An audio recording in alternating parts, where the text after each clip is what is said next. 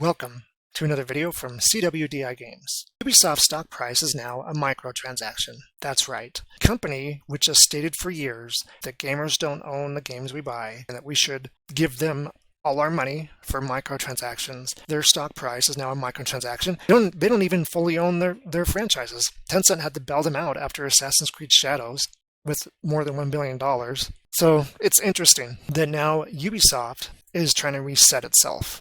Wednesday, Ubisoft announced a major reset because they need to reset and not own their own IP so they can be happy. Okay, another news article.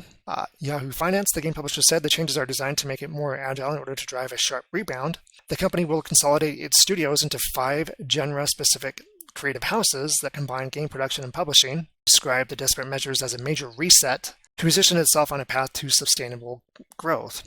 Why do they need to do this? Because Ubisoft anticipates a net debt of 150 to 250 million euros by the end of 2026, and its free cash flow is projected to be negative by €500 million. Under the new structure, Ubisoft's 5 creative houses will oversee their portfolios from brand development to sales and be responsible for their own budget. Each division will have separate management teams. Their pay will be tied to metrics like player engagement and value creation, the company said. Interesting. I'm wondering if Ubisoft is doing this at the behest of Tencent, creating 5 different divisions, and they're going to see how those divisions do, and the ones that don't do so well, the entire divisions can probably be go. Just whatever projects they're working on will be rolled into the 1 or 2, maybe 3 successful divisions they decide to keep. The first unit, Vantage Studios, established in November with a €1.16 billion bailout from China's Tencent, will manage Ubisoft's biggest franchises, including Assassin's Creed. 4 other units will respectively focus on multiplayer shooters, live services, which AAA game companies have shown recently they don't know how to do either of these, narrative-driven games, and casual and family games. It's no surprise that Ubisoft is hitting all sorts of panic buttons, given its financial struggles as of late, but it's being chided for the particular buttons it's chosen to push. Right after the restructuring was announced, French Game Industry Union, probably not able to pronounce that correctly, called for strike in response to the disastrous announcement. Yeah, that's going to really improve the situation. Ubisoft's going broke because they've been woke. And so you have this union that's encouraging all of its members to go on strike that are employees of Ubisoft. That's not going to help the situation. It's going to make things worse.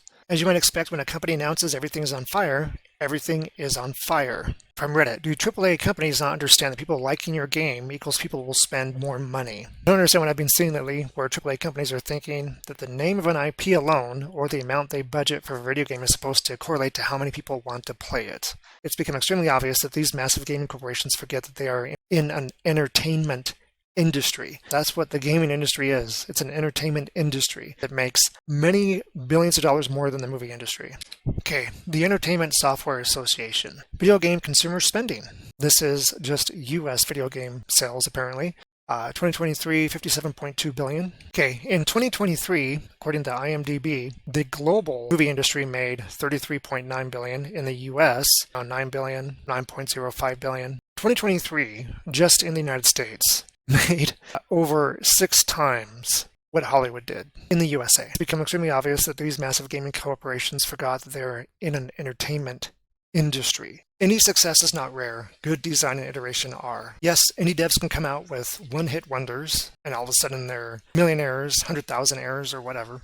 That is rare, but being a successful indie dev on Steam is not rare. Just make a good product, and the next product you put on Steam, make it better than the last one. My biggest expense on developing games is time, besides money-wise what I pay to composers to use their music. That's my biggest expense, and that's why, if my games were to fail, it will not financially destroy me. So when Ubisoft was founded in 1986, by the Guillemot brothers, it was a small family-run publishing business rather than a large-scale development studio. In 1988, they had roughly 6 developers, so it was like they were an indie studio, right? Ubisoft's first game was Zombi, a 1986 action-adventure game developed for the Amstrad CPC, a popular home computer in France at the time, released shortly after the company's founding. This point-and-click horror game was loosely inspired by George A. Romero's film Dawn of the Dead, established a publisher in its early days. It was a key early title, selling 5,000 copies by January 1987. You obviously don't need to be some huge, gigantic corporation that spends millions of dollars